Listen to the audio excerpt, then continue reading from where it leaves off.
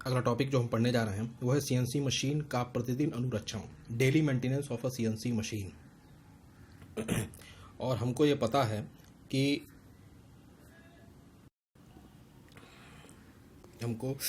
पता है कि मेंटेनेंस किसी भी चीज़ का अनुरक्षण किया जाता है तो उसके कुछ प्रारूप होते हैं, कुछ मानक होते हैं। तो अभी तक हम पढ़ चुके थे जो कि समस्याएं थी हमारे सीएनसी मशीन में उत्पन्न होने वाली विभागों द्वारा। अब हम देखते हैं सीएनसी मशीन का प्रतिदिन अनुरक्षण। सबसे पहले स्नेहन दशाओं को सुचारू रूप से क्रियान्वित करना।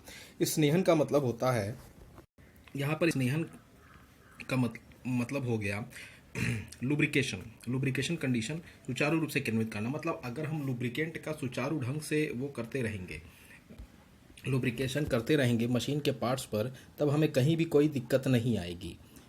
तो हम इसे ये कह सकते हैं कि लुब्रिकेशन बहुत इंपॉर्टेंट है किसी भी मशीन की प्रगति को चलाने के लिए। तो यहाँ पर हो गया ऑटोमेटिक स्नेहन पद्धति का समय समय पर जांच करना चाहिए।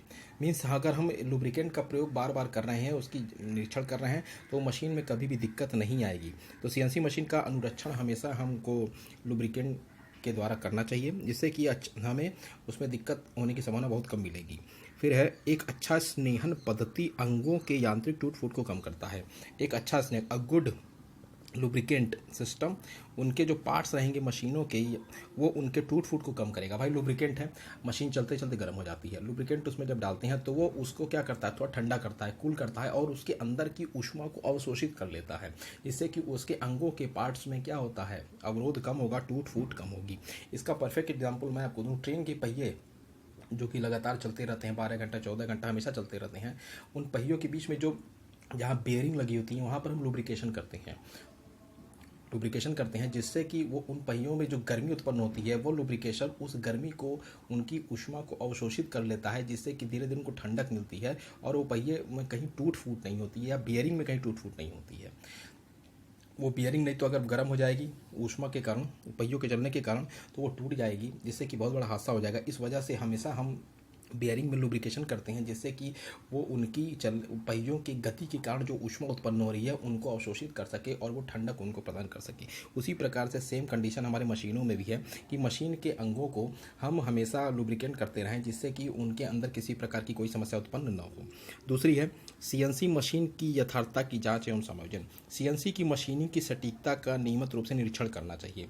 सीएनसी मशीनिंग है तो उसकी हमको हमेशा निरीक्षण करते रहना चाहिए कि उसका आवर्स कितना है, उसके ऊपर किस प्रकार की कूलिंग की लुब्रिकेशन किया जा रहा है, उसके इलेक्ट्रॉनिक पार्ट्स में कोई दिक्कत नहीं है, उसके मैकेनिकल पार्ट्स में कहीं दिक्कत नहीं है, उसके कंप्यूटर प्रोग्रामिंग में कोई दिक्कत नहीं है, उसके इलेक्ट्रॉनिक कंपोनेंट्स में कहीं दिक्कत नहीं। इन सभी चीज़ों का जब हम सुचारू ढंग से हमेशा निरीक्षण करते रहेंगे, तब हमें कहीं भी दिक्कत का सामना नहीं करना पड़ेगा और मशीन हमारी अच्छे तरीके से चलती रहेगी।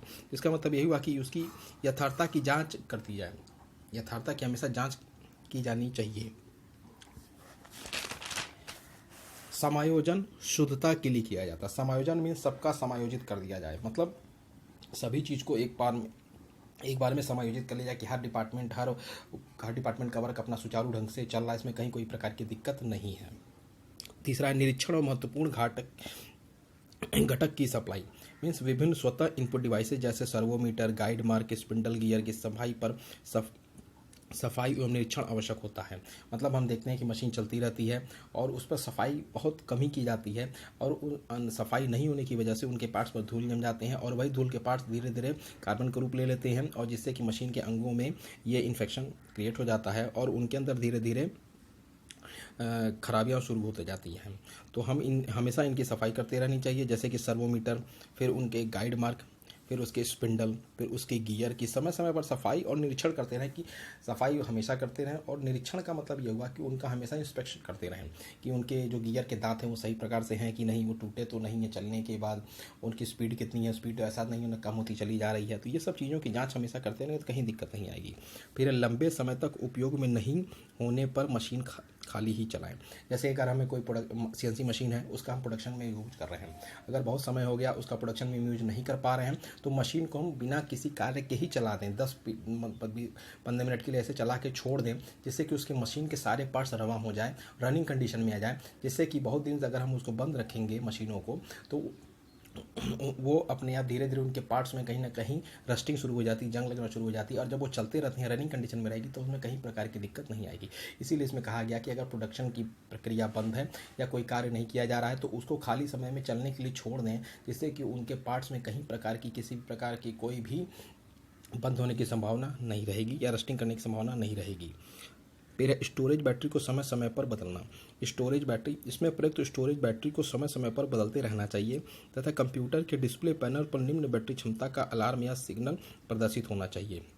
निम्न बैटरी क्षमता का मतलब कि उसमें एक पॉइंटर लगा होगा, जिससे कि वो हमेशा हमको बताता रहेगा कि इनकी बैटरी लो होती जा रही है। जैसे आपके मोबाइल में है बैटरी, आपने एक परसेंटेज फिक्स कर दिया होगा कि इतना मोबाइल चलाने के बाद 15% पे, अगर 15% पे बैटरी आ जाती है तो आपको वार्निंग देने लगेगा, वो अलार्म करने लगेगा, नोटिफाई करने लगेगा कि आपका अब कम होता जा रहा है ये, और इसको आप जल्दी से रिचार्ज करिए। उसी प्रकार से उसमें स्टोरेज बैटरी, जो कि हम बैटरी जो भी बैटरी हम यूज कर रहे हैं उसको समय समय पर बदलते रहें कि उसमें किसी प्रकार की बैटरी में कोई दिक्कत तो नहीं है, उसमें जल की कमी तो नहीं आ गई है।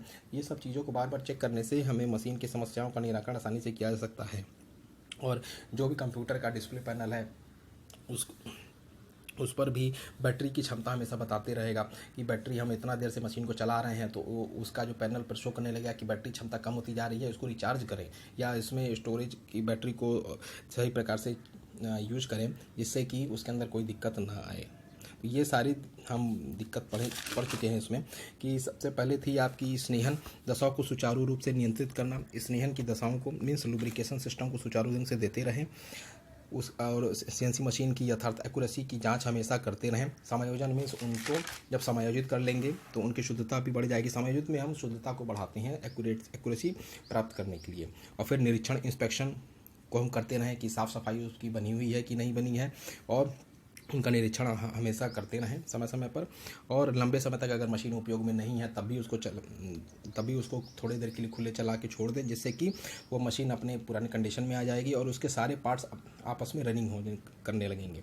स्टोरेज बैटरी को समय समय पर हम बदलते रहें, जिससे कि हमारे कार्य करने की प्रक्रिया में किसी प्रकार कोई बाधा न उत्पन्न हो। स्टोरेज बैटरी जो कि कंप्यूटर पैनल डिस्प्ले पर शो करेगी कि आपके पास बैटरी की कमी होती चली जा रही है क्योंकि आप कार्य ज़्यादा ले रहे हैं, तो उसको उसी समय हम क्या करें, प्रोसेस करके उसको रिचार्ज करें, जिससे कि हमारी प्रक्रिया आगे से चलती रहे।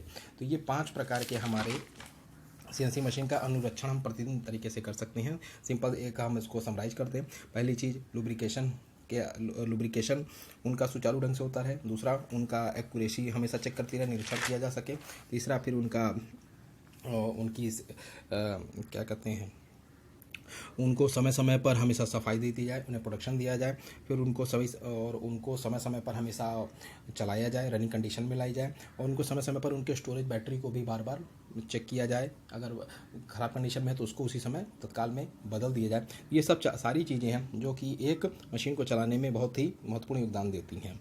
अगला है फॉल्ट निदान उपकरण या विधि। मतलब जो फॉल्ट उत्पन्न हो गए, अब उनका निदान कैसे होगा, अगर प्रॉब्लम क्रिएट हो गई तो उसका सॉल्यूशन हम कैसे निकालेंगे। इन विधियों में हम सारी चीज़ों को पढ़ेंगे, जो कि आगे की विधियों में इन चीज़ों को बताया जाएगा। और ये सारी जो विधियां हैं वो हमारी विधियां हैं। जैसे पहला है स्वतः ज्ञान युक्त निवारण विधि, दूसरा है स्वतः निवारण क्रिया विधि, तीसरा है प्रोग्राम टेस्टिंग टूल विधि, चौथा है विद्युत प्रचालन समानता टूल, पांचवा है पीएलसी निवारण टूल, छठवां है सैद्धांतिक विश्लेषण टूल। तो अगर अभी तक हम पिछले में जो टॉपिक्स में हम ये पढ़े कि समस्याएं किस प्रकार उत्पन्न होती हैं, समस्याओं का समाधान करने के लिए किन प्रकार की चीज़ों का प्रयोग करना चाहिए। अब यहाँ पर यह कि समस्या जब उत्पन्न हो गई तो उसका निवारण कैसे करें। भाई अभी तक हमने निवारण नहीं पढ़ा, लेकिन अब हम उसका निवारण पढ़ेंगे कि अगर फॉल्ट हो गया, अब फॉल्ट किस वजह से उत्पन्न हुआ, किस पॉइंट से उत्पन्न हुआ, कि मैकेनिकल सिस्टम में कहीं दिक्कत हो गई, इलेक्ट्रॉनिक सिस्टम में दिक्कत हो गई, कंप्यूटर सिस्टम में कहीं दिक्कत हो गई, इलेक्ट्रॉनिक कंपोनेंट में दिक्कत हो गई, तो उन फॉल्ट्स को सही प्रकार से चलाने के लिए हमको उनका क्या निदान करना चाहिए, इसके बारे में हम इस वाले टॉपिक्स में हम पढ़ेंगे कि किस प्रकार से उनको सुचारू ढंग से चलाया जाए। तो ये 6 प्रकार की विधियों का हम लोग प्रयोग करेंगे। सबसे पहले स्वतः ज्ञान युक्त निवारण विधि। यह सीएनसी मशीन टूल के निवारण की प्रमुख विधि है। मतलब यह सीएनसी मशीन टूल के निवारण, मतलब इसको सॉल्यूशन की एक बहुत इंपॉर्टेंट विधि है जो कि एग्जाम में पूछी भी जाती है। इन विधियों द्वारा निवारण किया जाता है क्या क्या, दृश्य निवारण विधि, सुनने के कारण विधि, सूंघने के कारण द्वारा और छूने के कारण द्वारा, इन 4 विधियों के द्वारा जो कि स्वतः ज्ञान युक्त, आपको स्वतः ज्ञान हो जाएगा कि किन विधियों के द्वारा इसमें समस्या उत्पन्न हुई है। ये हम आगे की ओर पढ़ेंगे अब अगले टॉपिक में।